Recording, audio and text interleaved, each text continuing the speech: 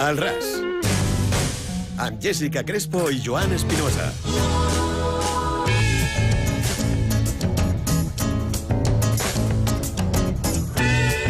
Molt bon dia de dimarts, molt bon dia de Sant Josep. Passen ara 6 minuts de les 10 del matí. És hora de començar una nova edició del RAS. Hora de començar una nova edició del magazín matinal de Punt Mèdia en el dia que també hem de felicitar a tots els pares. Més enllà de plantejar-nos si és un dia merament comercial, el concepte de paternitat ha anat variant al llarg dels anys i va més enllà del que s'ha entès històricament, no? Com a pare trobem famílies molt diverses, monoparentals o més sovint monomarentals, dos mares, dos pares. La diversitat és una realitat que fa qüestionar-nos si té algun sentit celebrar concretament este dia o si caldria, millor, replantejar-nos un canvi en els dies D. D'això parlarem amb la presidenta de l'Associació de Famílies Monoparentals. Ho parlarem també amb un psicòleg infantil, amb representants del col·lectiu LGTBI de Castelló, amb una mare de família reconstituïda i amb el coordinador d'estudis de Foesa Càritas.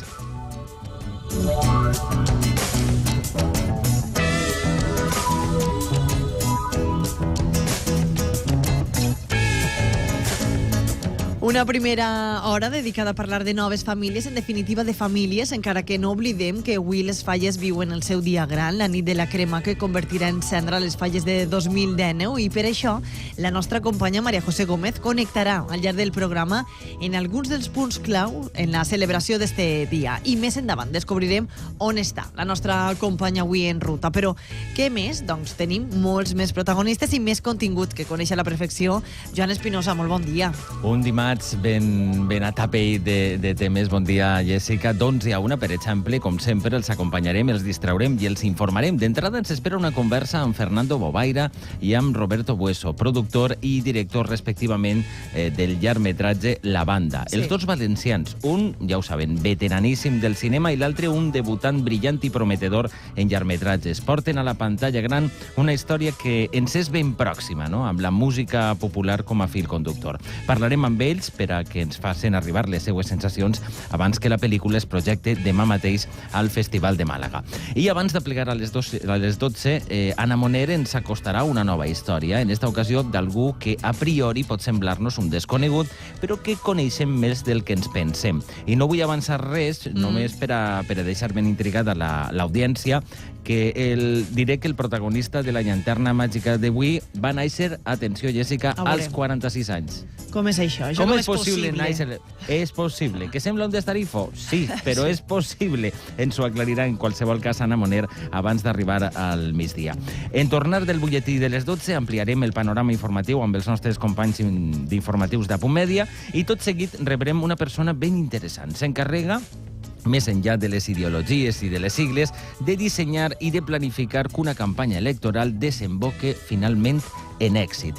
El seu nom és Aleix San Martín i pot presumir d'un currículum ben excel·lent en este sentit. Per raons professionals no ens parlarà de les imminents campanyes que tenim per davant, però sí que ens podrà il·lustrar amb la seva àmplia experiència en este terreny. Sí, perquè crec que en esta campanya assessora Ximo Puig, assessora el president, d'això no ens podrà parlar, però ens podrà parlar també de la seva trajectòria i de seus treballs anteriors. Sí, ben interessant. I per descomptat, com avançaves també, sent avui Sant Josep, dia gran de la setmana fallera, no els deixarem sense l'informe imprescindible d'esta nit de la crema, en connexió en directe amb el cor de la festa i també amb els companys que els portaran a casa tota l'emoció del colofó de les falles 2019. Crec que volies felicitar a les Pepes, els Joseps, les Josepes... Jo crec que la que volies, però eres tu. En qualsevol cas, felicitats a tots els Joseps, les Josepes i les Josefines i totes aquestes coses que se solen dir en estos casos. No, es diguen com es diguen, avui volem que participen també de manera activa al nostre programa, perquè sempre estem pendents de les xarxes socials per comunicar-nos directament amb els nostres oients. Que bé has pronunciat les xarxes socials. Facebook, Twitter, Instagram, 3 xarxes en definitiva a la seva disposició. Volem llegir-los amb l'etiqueta relacionada naturalment amb el tema del dia, al RAS Famílies, o també sentir-los en directe, i per això els animem a gastar el nostre telèfon gratuït, 950 60 50. Tonight I'm breaking mama's rule. Baby, there's a lot of things I want to say. I'm in love with you, it's driving me insane. I know I'm sounding stupid, but it's Perdonen els nostres oients, en aquestes bromes que ens estem permetent avui, però estàvem parlant, no?, de si ja no és modern felicitar el sant, ja no toca, o sí que toca. És un debat ben interessant. És un debat interessant. Però vinga, podem fer-nos aplegar també les seues opinions al respecte, Clar. Si cal, no cal felicitar, si és de Ràdio Moderna o no és de Ràdio Moderna felicitar. O si és de modern o no, en definitiva. Tot això que els hem detallat és el que hem preparat per a este dimarts, dia 19 de març, és el dia de Sant Josep, sí, és el dia del pare, també és festiu a casa nostra, però nosaltres estem disposats també a entretenir-los, a informar-los i a fer-los companyia fins a la 1 del migdia en un programa dirigit tècnicament per Manolo Revert, produït per Isa Gadea i realitzat per la resta de l'equip del RAS, que avui està format per Maria José Gómez i per Ernest Parra. Són ara les 10 i 12 minuts del matí. Comencem.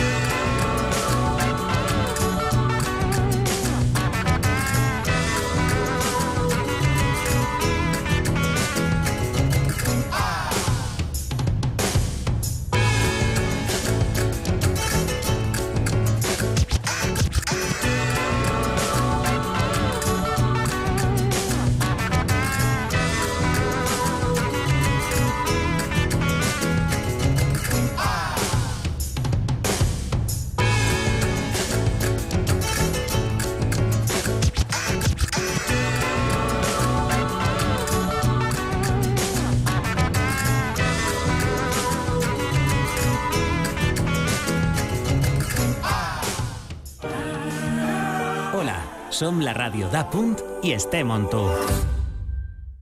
De l'1 al 19 de març, disfruta de la festa més viva i participativa de València, les Falles. Foc, tradició, pólvora. Falles, patrimoni immaterial de la humanitat. Consulta tota la programació en la pàgina web fallas.com i a l'app de l'Ajuntament de València. Regidoria de Cultura Festiva, Ajuntament de València. Des de sempre, només els més menuts i els més majors de la casa gaudixen la sèmola Rex. Però ni t'imagines la varietat de plats amb els quals sorprendries a la teua família. Cuidem amb orgull la nostra sèmola gairebé com tu cuides els teus. Sèmola i farina d'arròs Rex. Encara penses que la sèmola és només cosa de xiquets? Cada dissabte i diumenge a les 10:30 obrim les portes de l'Escoleta. Un punt de trobada per a mares i pares amb propostes d'oci per a tota la família, consells d'especialistes en educació, criança i molt més. Perquè els xiquets venen sense manual d'instruccions cada dissabte i diumenge a les 10:30 a l'Escoleta en A.Media. I ara també podeu escoltar i descarregar el podcast en a.media.es.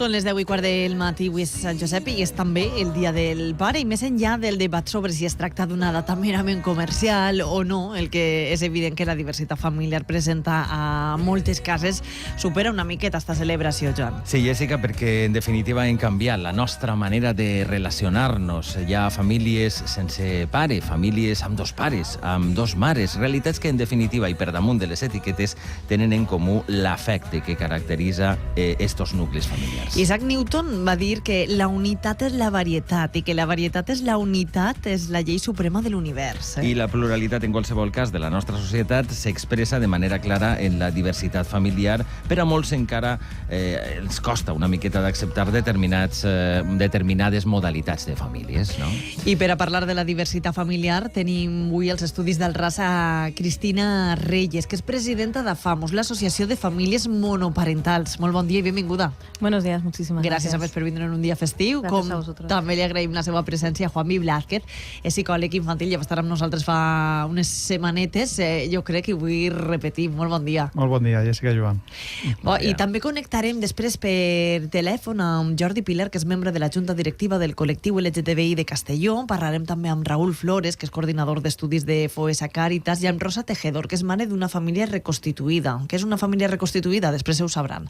Ho explicarem una miqueta més avant. Però volem començar amb les paraules dos xiquets molt menuts, que tenen dos pares i que parlen dels diferents tipus de famílies. Tot i que no se'ls entén del tot clar, hem considerat que paga la pena escoltar-los. Hay muchos tipos de familia.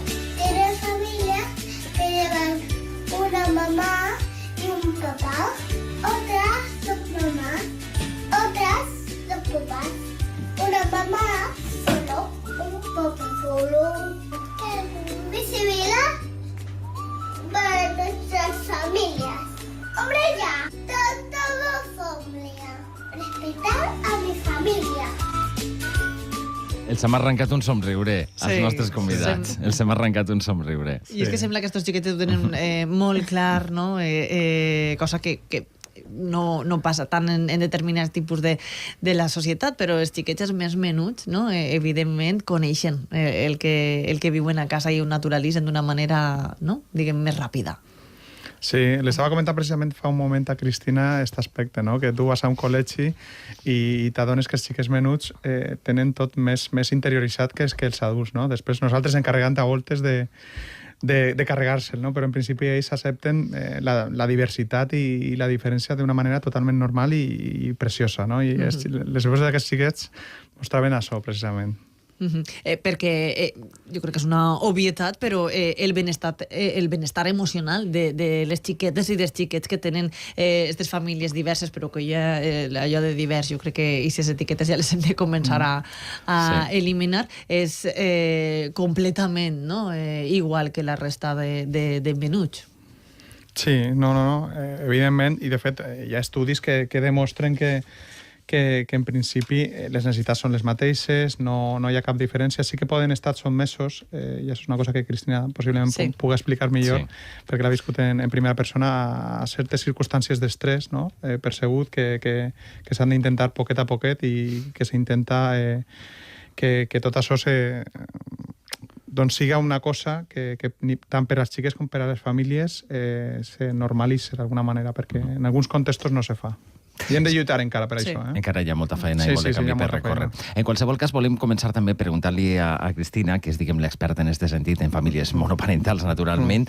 Representen un 11% del total de les famílies a tot l'Estat. 2 milions de persones, que és una quantitat considerable. Quines són, diguem, els principals problemes que han d'abordar o que han d'afrontar este model de famílies? Sí, es un 11% según los últimos datos del INE, pero realmente los datos del INE no están bien recogidos. Sí. Porque... ¿Estem parlant de més? Sí, por supuesto.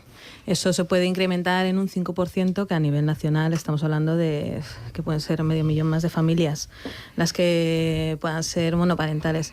Es uno de los grupos de familiares, digamos, más grandes, aunque no están protegidos a nivel nacional.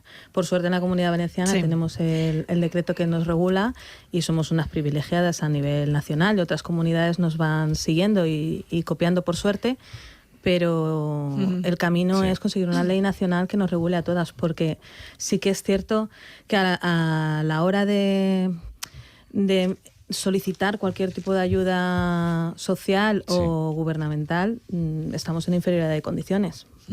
Y sí que la necesitamos, porque es una sola persona a cargo de todo lo que habitualmente suelen ser dos.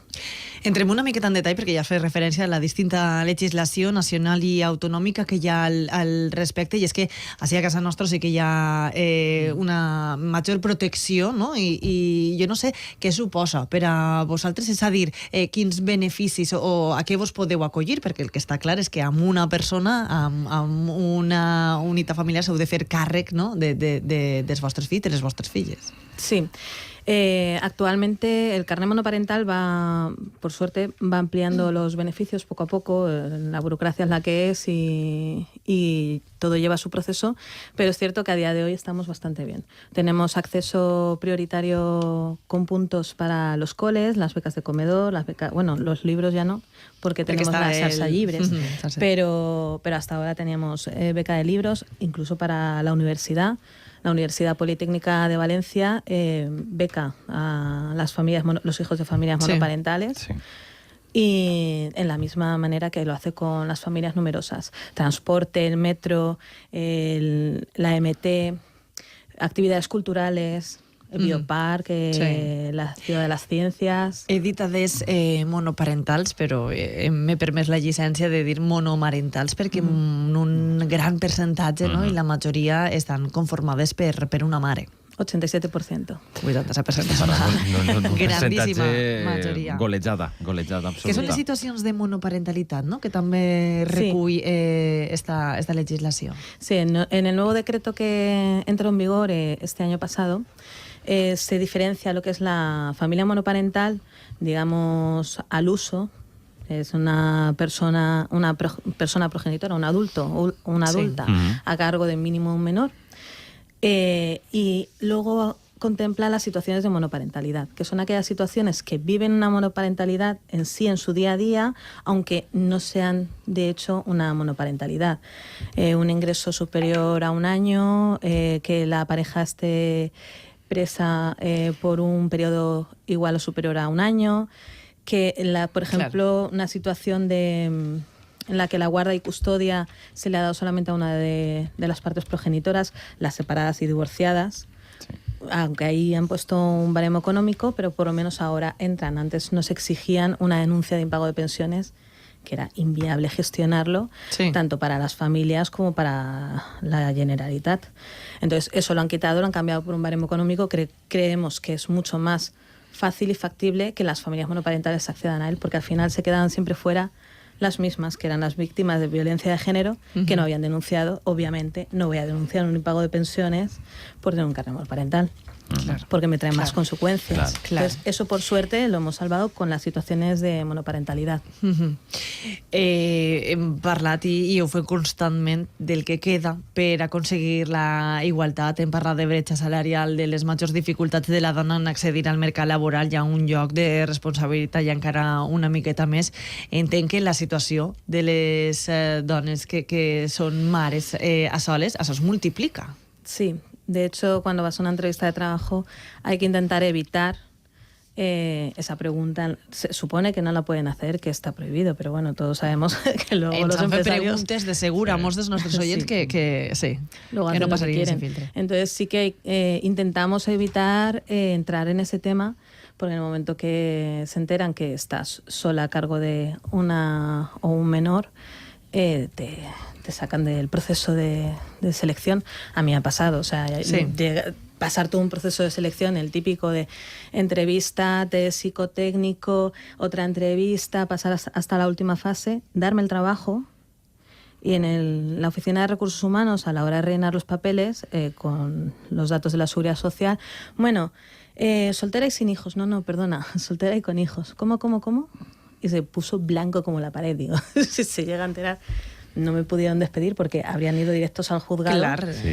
Pero sí, o sea, si se hubiesen enterado en su momento, a lo largo de ese proceso de selección, tengo claro que no habría entrado en la empresa, aunque ya se encargaron de echarme en cuanto pudieron.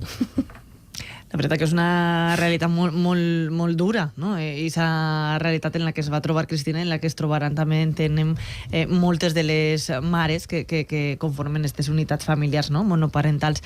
Però pel que fa, per exemple, als permisos de maternitat, no sé com estan contemplats en el vostre cas, i què seria allò més ideal, diguem-ne. Sí, con los permisos de maternidad, ahora con estos cambios que está habiendo y la última modificación por parte del gobierno en la que amplía los permisos de paternidad, lo cual nos parece estupendo, porque ahora se empezarán a enterar los hombres lo que supone decirle a la empresa: tengo 8 semanas o tengo 16 semanas de permiso, y que la empresa te mire mal. Entonces, sí que es cierto que a la hora de compararlo con una familia monoparental y una biparental, la diferencia está en que nuestros hijos, tal y como está ahora mismo la legislación, están en inferioridad de condiciones con respecto a los hijos de una familia biparental. ¿Por qué? Porque una familia biparental, el padre, en este caso, tiene las primeras semanas que son obligatorias y las otras puede dejar para después del permiso de la madre.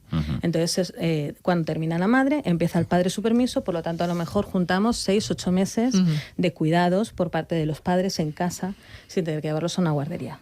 La familia monoparental solo tiene el permiso de la madre, no se suman. Por lo tanto, nuestros hijos a los 4 o 5 meses, como mucho, ya tienen que estar en la guardería. Entonces, sí que hay un agravio comparativo en cuestión de cuidados. Es un arma de doble filo porque, por otro lado, hay quien opina que si se aprueba esto va a ser una discriminación doble para las familias monoparentales, porque entonces las empresas no van a querer contratar a una familia monoparental porque, claro, si te vas de baja van a ser 8 meses. Ya. Pero realmente es absurdo porque tú cuando entras a trabajar en una empresa, cuando te dan ese permiso, es porque te has quedado embarazada. Cuando se supone que ya estás dentro de la empresa, no te contratan. Porque sabemos todas que como busques trabajo embarazada, olvídate que hasta que no de salud ya no encuentras. Hay quien sí, hay quien ha encontrado trabajo estando embarazada, pero son excepciones. Entonces, creemos que falta ese punto de incluir a las familias monoparentales en los permisos de maternidad y paternidad y sumar los permisos que tengan concedidos la familia biparental, que se pueden sumar entre ellos, sumarlos para la familia monoparental, más que nada por el bien de los niños. Claro. Que los niños tengan el mismo derecho al cuidado en casa. Juanmi, en este cas, volíem preguntar-te a tu. Créixer sense la figura materna o paterna. Hi ha persones que consideren que això genera una sèrie de mancances en les criatures. Això és un mite? A veure, això és un mite. Això, Totalment. Totalment, no? Això científicament està comprovat. De fet, és l'única qüestió que podríem dir segurament siga per lo que estava comentant abans, per els estressors externs a lo que és la circumstància i en algun moment determinat qualsevol de nosaltres que som pares o mares en algun moment hem pogut tindre una situació més complicada i per tant estem, però qualsevol, independentment de si són famílies monoparentals o no, d'acord? Aleshores, els estressors normalment venen per la part de fora, ai, ta mare, tu sols tens una mare, per exemple, tu sols tens un pare, la majoria de casos, com ha dit Cristina, són mares, i a partir d'ahí el xiquet pot entrar en un procés un poquet menys de confiança, d'acord? Però que és una cosa que se retoma, i de fet jo voldria parlar d'una part positiva d'això, lluitant com ha estat Cristina per la part de drets, que pensa que és fonamental, que pensa que també és una oportunitat de lo que diguem els psicòlegs de resiliència, no? Del fet de tenim un context en dificultat, però anem a aprofitar el màxim d'aquest context, no? Hi ha molts xiques que estan en aquest tipus de situacions, i no solament de famílies monoparentals, sinó de famílies que tenen una situació de dependència, per exemple, dins de l'hogar, de la llar, i a partir d'ahir se troben xiquets que han trobat una maduresa per a eixir i per a treure el millor d'ells mateixos, no? Aleshores també pensar que hem de continuar lluitant, però pensar que també pot ser un entorn de creixement en un moment determinat de superació, no? Veure-lo així per a no entrar en un bucle que moltes voltes ens pot generar una sensació negativa a nivell emocional. En qualsevol cas, jo crec que és important destacar-ho, no? Encara que en certa part de la societat això ho tenim ja d'alguna manera superat, però sí que és cert que si hi ha alguns aspectes negatius venen de la part de fora, no? Diguem-ne, dels factors externs. Mai s'ha comprovat que siga dins de la família. De fet, en alguns casos, parlant no tant de... Sí que hi ha alguns estudis que tenen a veure més, per exemple, i no m'he revisat tota la bibliografia, però que en el tema de les famílies, per exemple, homosexuals, que sí que inclús s'ha vist una capacitat de gestió, i parlant més d'homosexuals, de dones, de lesbianes, una capacitat de gestió de situacions cap al xiquet molt millor, i de menys càstig i més eficaç en alguns estudis, d'acord? O sigui que seria qüestió d'explorar i d'investigar també per a que també la societat vegera i acceptara d'una manera més forta aquesta situació. Ara que es fa referència als estudis, és a dir, no m'ha revisat tota la bibliografia publicada al respecte, però ja entenc, no?, molts estudis, no?, que avalen i que estudien esta realitat que dèiem que és nova, però relativament també, podem dir. Sí. Perquè no és una cosa de fa poc de temps. No. Siempre hemos existido. O sea, la familia monoparental ha existido toda la vida y siempre hemos sido las relegadas, las escondidas, las que mandaban a otra ciudad para dar a luz, a las que nos han quitado los niños en la época oscura de España. Nadons furtats. Sí. Las principales perjudicadas eran las madres solteras. I no, sempre hemos existido. El que passa que no hem sigut conscients o no hem tingut, no heu tingut tanta visibilitat, podem dir. No sé, a més, no s'han fet normatives com esta autonòmica que està destinada únicament a reconèixer aquestes desigualtats que patiu. Sí, hemos sido siempre señaladas y escondidas por nuestras familias. Entonces, hemos vivido esa discriminación desde siempre y es algo que nos está costando mucho quitarnos esa losa de encima, porque además, como hemos dicho antes, somos mayoritariamente mujeres y desafiamos el patriarcado. Entonces, todo esto se suma. Bé, i en este punt volem donar veu també a Jordi Pilar. És membre de la Junta Directiva del col·lectiu LGTBI a Castelló i també li agraïm que ens hagi atès avui en un dia festiu. Jordi, molt bon dia. Molt bon dia, què tal, com esteu? Molt bé, moltes gràcies per atendre'ns. Les famílies amb progenitors del col·lectiu LGTBI veiem com poden considerar part de la societat que aquesta situació també està normalitzada d'alguna manera, no? Veiem fins i tot que hi ha sèries televisives amb molt d'èxit, amb aquesta realitat, no? Em referís, per exemple, a Modern Family, no? On aquesta realitat és evident. Jo no sé si això es trasllada tant a la societat després en el dia a dia, a la realitat, diguem-ne. Sí, la realitat sí que se trasllada, lo que passa que també hi ha casos de discriminació, però la realitat és que un percentatge prou alt de famílies no són ja les famílies tradicionals ja són una minoria. I és un fet que n'hi ha que respectar la diversitat familiar. No hi ha un model únic de família tradicional d'un pare i una mare, i fills. Ara hi ha 1.000 models i això és la diversitat familiar i s'ha de tindre en compte per a no discriminar a ningú xiquet ni xiqueta. Jordi, vosaltres també organiseu el que és conegut com Festival Anual de Famílies Orgulloses, no? Estem parlant... Quin és l'objectiu o la finalitat d'aquest festival, el remat? L'objectiu d'aquest festival és la visibilització de tots els tipus de famílies i el que aquestes famílies facin llaços d'unió entre elles, para que no se senten que estan soles, para que vegin que hi ha molta diversitat familiar. Clar. Jordi, des de fa ja un bon grapat d'anys, des de la legislatura de José Luis Rodríguez Zapatero, es va legalitzar la unió de persones, el matrimoni entre persones del mateix sexe. Jo no sé, què queda per fer encara, també, per tal de protegir els drets d'aquestes famílies? Moltes coses. Quan se va legalitzar, creiem que ja ho teníem tot aconseguit i 10 anys més tard ens hem trobat que les famílies sofreixen discriminació, les persones LGTBI sofreixen discriminació i és una de les raons per les que ara s'ha fet la llei LGTBI al País Valencià i des de la Federació Estatal ha intentat que se faci una llei LGTBI a nivell estatal perquè consideren que les discriminacions, encara que existeixen, encara que ens invisibilitzen, encara que estem en la societat, n'hi ha discriminacions, n'hi ha micro-LGTB-fòbies quotidianament, n'hi ha casos d'assetjament per raó d'orientació sexual, identitat de gènere, expressió de gènere, i no hem avançat tant i tant com ens creiem. Sí que tenim una legislació que ens empare, però encara existeix l'LGTB-fòbia en la societat. Una leche de ibofòbia en la societat que en ocasions es traslladarà, Juanvi, a aquests menuts, no? De nou tornem a que són els factors externs, no? A aquest menut els que podran d'alguna manera condicionar el seu desenvolupament o tindre alguna conseqüència. Correcte. Exacte. Per exemple, l'altre dia va haver un cas en Canet de Berenguer d'un xiquet que li van demanar que demanara a sa mare, que dibuixara a sa mare. Que dibuixara a sa mare. Sí, el xiquet tenia 2 pares i va tatxar mare i va ficar una foto de son pare. Aleshores, el dibuix se va estar penjat, molts xiquets se van riure d'ell,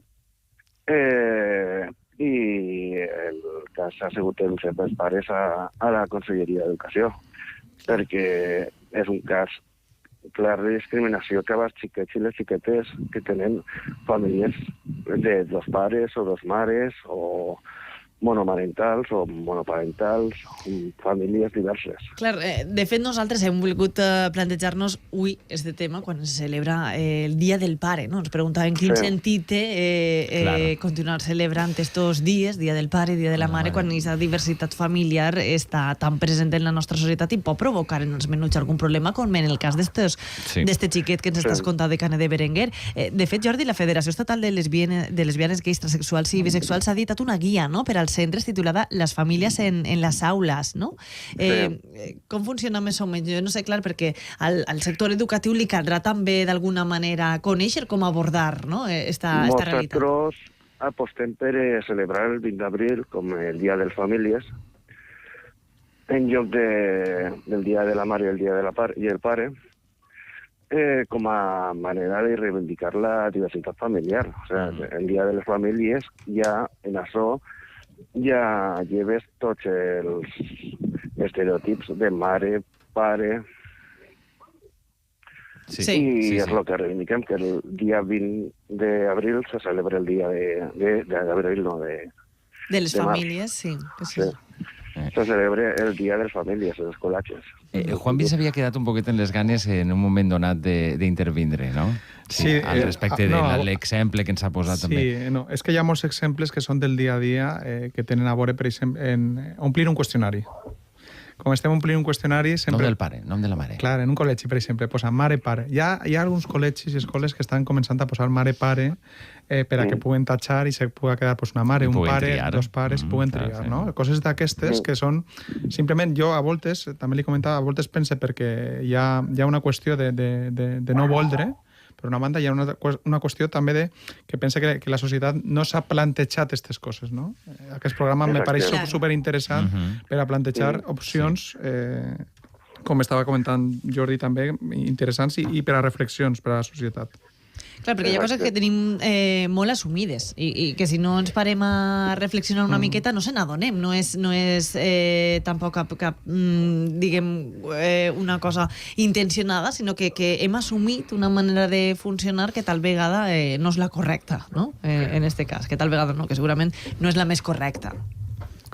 Hem assumit una manera de societat que no s'ajusta a la realitat.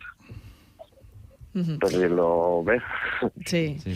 Cristina. La realitat és una altra. Les famílies tradicionals ara són una minoria. O sigui, hi ha un mogolló de famílies que estan divorciades, per exemple, hi ha famílies interracials, no només és el col·lectiu LGTBI, és tota la societat i tots els tipus de famílies que existeixen actualment. Sí. Que no es la familia católica, apostólica, tradicional. Sí. Cristina. Sí, yo quería comentar. Es cierto que el día de hoy, por ejemplo, para nuestras familias, que somos un 87% mujeres, es un día complicado en las escuelas, sobre todo en infantil, que les hacen hacer el típico regalito del Día del Padre, el típico regalito del Día de la Madre. Claro. Y es una lucha que tenemos hace muchísimos años, el que la celebración del Día de la Madre y el Día del Padre se eliminen del calendario, porque existe ya un día para el Día de las Familias, que es el 15 de mayo, que es el Día de las Familias, es un día internacional que celebra el Día de las Familias y consideramos que, siendo como es que ya existe, que se utilice. De hecho, tenemos constancia de que desde hace un par de años a esta parte, en los colegios públicos ya no se celebra el Día del Padre y el Día de la Madre, sino el Día de las familias, sí. Porque no solamente somos nosotras, están las familias que por circunstancias de la vida no tienen papás y viven con los abuelos o viven con los tíos o en una familia de acogida o en un centro, y esa es su familia y no deja de ser su familia. ¿Cómo lo celebra el Día de la Madre? ¿Cómo celebra el Día del Padre si no los tiene? Entonces hay que ser un poco más globales, abrir la mente, y esta sociedad necesita ir encaminada hacia ese punto. Y sí que es cierto que en los colegios concertados y privados ya es más complicado, pero bueno, por lo menos en los públicos eso está conseguido. Está millorant. Està una miqueta caminant en ese sentit, ¿no? Sí, de hecho hay una normativa que les exige a los colegios que lo que es las comunicaciones con los padres no sea papá, mamá, sino se dirigen a las familias y van en esa línea las comunicaciones. Es cierto que, claro, somos personas y no entra a la primera. Claro, entonces, habrá quien lo asimile más pronto y quien le cuesta más, pero bueno, estamos en el camino. I que al Corte Inglés se li ocorrisca que també la idea. Bueno, sí, a veure, això faria molt, no? Molt de paper. Que a la publicitat, no van a renunciar a 2 días de ventas. O uns sorteig de les famílies per part de l'11 en este cas, no? Que també fan sorteig de tal, sorteig de qual. Acomiadem ara en este punt a Jordi Pilar, li agraïm que ens hagi atès avui. Un plaer, Jordi, moltes gràcies. Igualment, moltes gràcies a vosaltres per cridar. Vinga, i saludem ara a Raúl Flores, que és coordinador d'estudis de Foesa Càritas, perquè algunes de les famílies de les quals estem parlant estan en risc d'exclusió social, concretament el 44%, segons les xifres de les famílies monoparentals. Raúl, molt bon dia. Muy buenos días.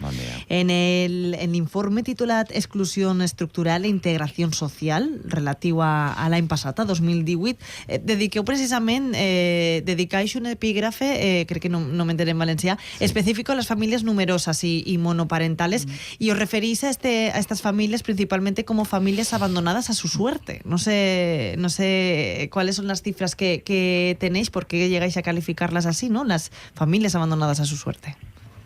Bueno, pues la situación que refleja el informe, que es un informe que de alguna forma viene a plantear lo que ya hemos observado en ocasiones anteriores, es la mayor vulnerabilidad de las familias con hijos a procesos como son los procesos de pobreza o los procesos de exclusión social. En esta ocasión, en los últimos datos que tenemos del año 2018, una vez más se refleja como las familias con menores, las familias monoparentales y las familias numerosas acumulan un mayor riesgo de padecer una situación de pobreza o de exclusión social. Estamos hablando, por ejemplo, que frente a una media del 17% de exclusión social que afecta al conjunto de los hogares, esto sube al 21% en los hogares con menores, sube al 28% en los hogares monoparentales y sube hasta el 33% en las familias numerosas que hay en nuestra sociedad, ¿no? Sí. Estas cifras, además, hay en comunidades autónomas, como es en la Comunidad Valenciana, donde todavía es un poquito más alto. Por ejemplo, los hogares monoparentales en riesgo de exclusión social o en situación de exclusión social roza el 30%. Estamos en el 29, algo por ciento. Cuando decimos que son familias abandonadas a su suerte, nos referimos a que las políticas sociales, las políticas de familia, no están bien orientadas para ayudar a la difícil etapa de la crianza. Una etapa en la cual las familias se enfrentan normalmente a más costes. Todos los que tenemos hijos lo podemos certificar, y en muchas ocasiones a menos ingresos, porque uno de los dos progenitores suele tener que enfrentarse a esa situación de reducir sus horas de trabajo o incluso a veces pedir una excedencia. Claro. Sí, y en este caso la brecha de género concretamente presente naturalmente en tantos ámbitos y desafortunadamente también. Cristina, claro. Sí, hem tingut ocasió de parlar amb Cristina, també juga en contra en estos casos, ¿no? Así es, totalmente. De hecho, tenemos que tener en cuenta que 8 de cada 10 hogares monoparentales en realidad son hogares en los cuales es la madre, el progenitor que está con los niños, ¿no? Por lo tanto, la debilidad no solamente se refiere a que falta uno de los progenitores, es decir, hay una sola persona que es la que está de alguna forma afrontando toda la etapa de crianza de manera autónoma, sino que además en la mayoría de las ocasiones la persona que falta, la persona que está al frente de la familia es una mujer. Sí. Y esto supone una mayor dificultad porque entre otras circunstancias su salario en términos generales es un 24% más bajo que el de los hombres, ¿no? Es decir, no solamente estamos hablando de que se ocupa de la crianza en solitario, sino que además suele tener en términos medios unas condiciones laborales y unos salarios bastante más bajos que la media. No sé si en el vuestro informe, en el informe, las cifras también varían si hablamos de zonas rurales, ¿no? Creo que son especialmente preocupantes en zonas rurales. Así es. Todos estos datos que hemos ido observando y que hemos ido compartiendo con la sociedad, cuando miramos a las zonas rurales, cuando miramos a aquellos pueblos más pequeñitos, en términos generales solemos hablar de pueblos de menos de 5.000 habitantes, vemos cómo estos porcentajes se elevan, se multiplican por 1,2 aproximadamente. Es decir, el riesgo que tienen las familias que crían hijos, en concreto familias monoparentales, en espacios rurales, es mayor. Aquí se añade otra circunstancia o otra dificultad, y es el alejamiento de los recursos públicos y también la falta de orientación de las políticas a los espacios rurales, ¿no? Cuando diseñamos políticas para los entornos más urbanos, y en ocasiones no tenemos en cuenta el efecto que esa política puede tener en un entorno rural. Por tanto, es como ir acumulando situaciones de desventajas, ¿no? Ir acumulando el que estás criando hijos, ir acumulando el que lo haces de manera en solitario, ir acumulando el que eres mujer y ir acumulando que además lo haces en un pueblo pequeñito, alejado de determinados recursos. Raúl Flores, coordinador de estudios de FUESA Càritas, muchas gracias también por atender nuestra llamada. Muchas gràcies a ustedes. Adéu, molt bon dia. Evidentment, en esta realitat, aquestes xifres que venen a posar damunt del paper, Cristina, i aquesta realitat també que ens estaves contant tu, es fa més que necessari una legislació estatal, ¿no?, per tal de protegir a estas familias. Sí, realmente es así, y además es que no conozco el estudio de Càritas, no puedo hablar, pero sí que conozco el estudio de UNICEF y de Save the Children. Save the Children cifra en el 54% de las familias monoparentales en riesgo de pobreza, y UNICEF en un 48%. O sea que subiríamos más las cifras según los estudios que están publicados, según Save the Children y UNICEF. De hecho, ahora mismo está en el Parlamento Europeo una delegación nuestra junto con la Federación de Asociaciones de Familias Monoparentales reclamando una ley de familias monoparentales a nivel nacional según las directrices que marcó en su día Europa el año pasado, hace 2 años, y que no se han seguido, porque claro, Europa dice que esto es lo ideal y cada país regulará. Aquí no se ha regulado y ahora mismo tenemos allí a nuestras compañeras en ese trabajo. Molt volem fer menció també, estem parlant de la diversitat familiar, les anomenades famílies reconstituïdes. Són les que es formen amb la unió de dues persones en què almenys un dels dos aporta fills o aporta filles d'una relació anterior. De seguida la tindrem d'ocasió de parlar, ja la tenim al telèfon. El que dèiem, no? Són famílies reconstituïdes, almenys un dels dos aporta fills d'una relació anterior, poden arribar a aquesta situació per viudetat o per divorci, no? A l'altre costat del telèfon tenim a Rosa Tejedor, és mare d'una d'aquestes famílies. Rosa, molt bon dia. Hola, bon dia, què tal? Què és el millor de formar una família nova a partir de dues famílies anteriors? Què és el millor? O el pitjor. Pots començar per on vulguis. No sé, mira, és complicat, sobretot perquè els dos aportaven fills i menuts, i els dos havien perdut ja la parella anterior, i la complicació està sobretot en els fills, perquè nosaltres ja teníem ganes de formar parella, però no sabíem ben bé com fer-ho.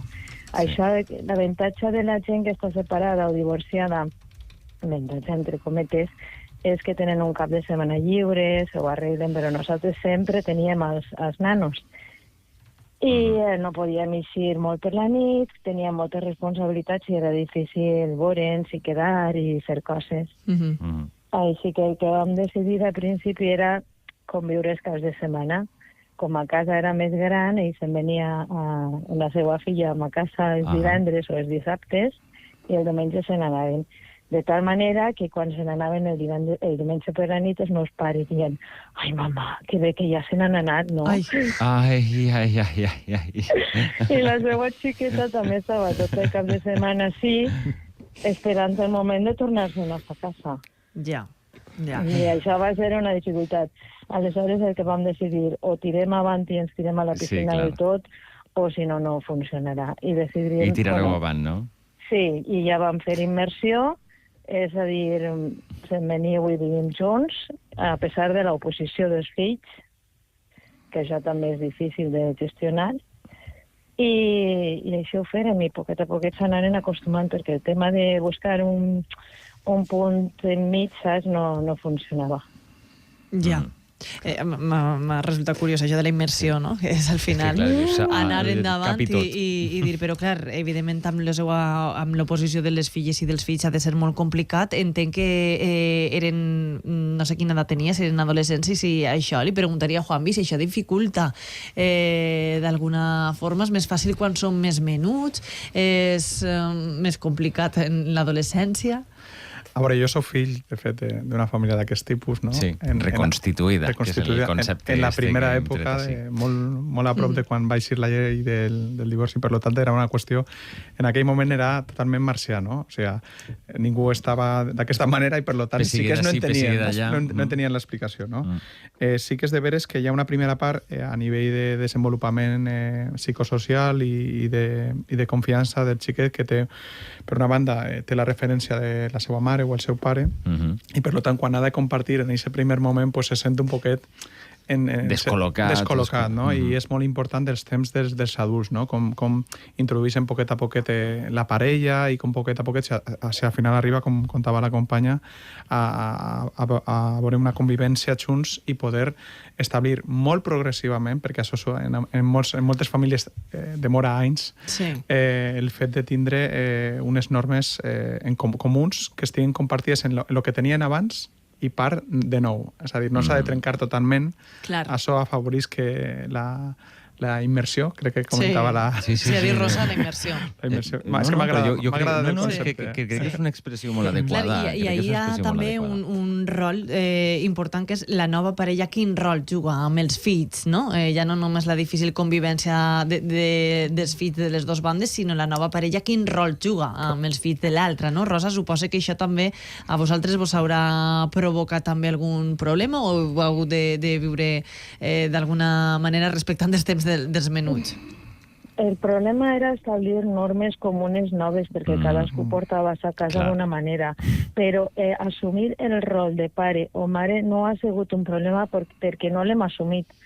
Cèlia té la xiqueta de la meva parella, que va perdre sa mare quan tenia 6 anys, la té idealitzada, i per a mi, Sílvia, que sa mare és perfecta, i per a ella també, igual que per als meus fills que van perdre son pare quan tenien 10 i 13 anys, son pare està idealitzat també, i Rafa és la meva parella, però ells saben que no és son pare, ni ella ha volgut mai fer de pare, sinó només de parella i de persona que es cuida i que es vol, igual que jo a Cèlia, però jo sé que no soc sa mare i ella ho sap també, i aquests papers estan clars. En tot cas, no s'està... Sí. No, perdona. No assumim el rol del que ha faltat. De fet, tu vens a cinema a casa i en el menjador n'hi ha fotos de les nostres parelles anteriors amb nosaltres. És com si fórem 4 sempre. Saps? I un problema que sí, o una cosa que sí que ha sigut un entrebanc important per a mi, ha sigut el tema de la casa, perquè des del principi ells venien a casa nostra, i els meus fills tenien molt assumit que això era sa casa. Jo, de començar de nou i d'haver pogut, haguera dit, comprem una casa o lloguem una casa i anem tots a una casa nova i comencem un projecte nou, però està al mercat com per a dir, no, és que vaig a començar a buscar una casa per trobar un terreny neutral, perquè el domicili no és neutral. Clar.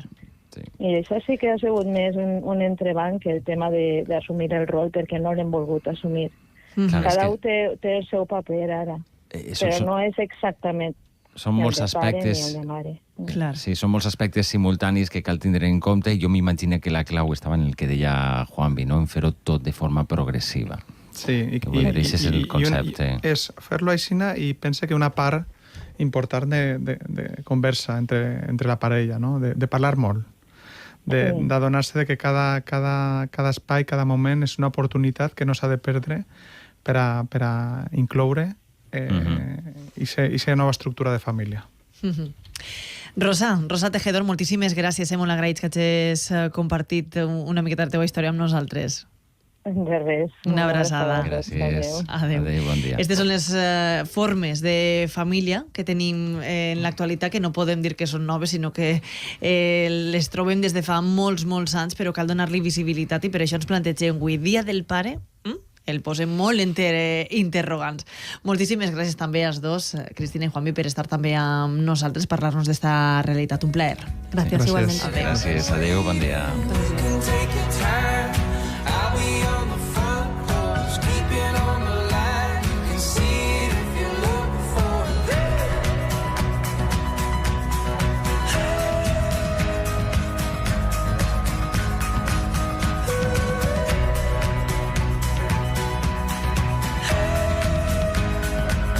En només 4 minutets aplegarem a les 11 del matí. Serà l'hora d'actualitzar la informació i conèixer l'última hora als nostres butlletins, però és que no ens oblidem que avui és Sant Josep, el dia de la festa gran de les falles. Avui es convertiran en cendra totes les falles del 2019 i en algun dels punts clau on s'està celebrant la festa està la nostra companya Maria José Gómez. Maria José, molt bon dia. On te trobes exactament?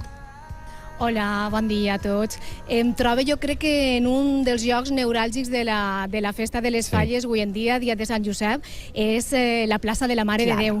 Perquè, com sabeu, després de 2 jornades d'ofrena, avui és el dia que està plena de gom a gom de gent que ve de molts pobles del voltant de la ciutat de València per a contemplar com ha quedat aquest mantell de la Mare de Déu, un mantell inspirat en el de la coronació de 1923, i per parlar d'algunes xifres, 57.000 ramells de flors i més de 200 cistelles.